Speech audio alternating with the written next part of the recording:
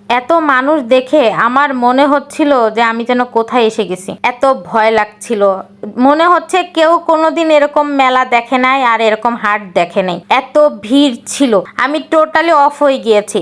10 টাকা করে কাঁকড়া বিক্রি করছিল, বাট কাঁকড়াগুলো টোটালি 10 টাকা করে না, মাথায় দেওয়া মাত্র ভেঙে যাবে, আপনি ওখান থেকে বাসা আস্তে আস্তে ভেঙে যাবে। তাহলে কেন মানুষ বলে এত সস্তায় জিনিস পাওয়া যায়, সস্তায় জিনিস পাওয়া যায়? সব সস্তা জিনিস ভালো হয় না। তারপরে ভিডিওর ভিউ বাড়ানোর জন্য এইভাবে মানুষ মেলা তারপরে হাট বাজার গুলাকে এমন ভাবে হাইলাইট করছে, আমি আর টমেটো টোটালি গরমে আপসেট। ওইখানের বেশিরভাগ মানুষের সেম অবস্থায় ছিল।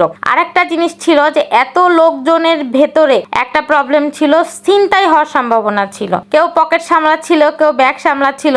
আর আশেপাশে অনেক লোকজন আছে যারা এখানে আবাসিক, তারা তো পুরো ফেড আপ এই বিষয়টা নিয়ে। রোজ রোজ বাজার বসে, আশেপাশের একজন আঙ্কেল তো চিল্লাই উঠলো, লোকালয়ের ভিতরে এত মানুষজনের ভিতরে বাসায় ঢুকতে পারছে না, মানে তাদের স্বাধীনতা নাই, তারা যে কোথাও চলবে কিছু করবে। এখানে কিছু কিছু আইটেম ছিল একটু ভালো, আবার কিছু কিছু item totally local plus low কস্টের, আমার কাছে একদমই পছন্দ হয়নি। তারপরে কিছু কিছু মানুষ যারা রেগুলার বিজনেস করার জন্য করে, তাদের কথা ঠিক আছে, রেগুলার পরে বাইরে বের হয় করে, তাদের জন্য এই জায়গাটা একদমই ঠিক না। আমার কাছে তো টোটালি পছন্দ হয়নি। তো আপনারা যখন যাবেন তাহলে অবশ্যই ভেবে চিনতে তারপরে যাবেন। এমনি হুটহাট বাসার জন্য টুকটাক কিছু কিনতে যান, সেটার কথা আলাদা। এই যে দেখেন সন্ধ্যার সময়, সন্ধ্যা হয়ে গেছে, এখনো এখানের কত মানুষ, মানে এদের রাত 9টা পর্যন্ত চলে মেলাটা। আমি আর টমেটো প্রচন্ড টায়ার্ড হয়ে গেছি ঘুরে টুরে, তারপরেই চলে আসছি বাসায়। দেখেন টমেটো ঘেমে একাকার হয়ে গেছে।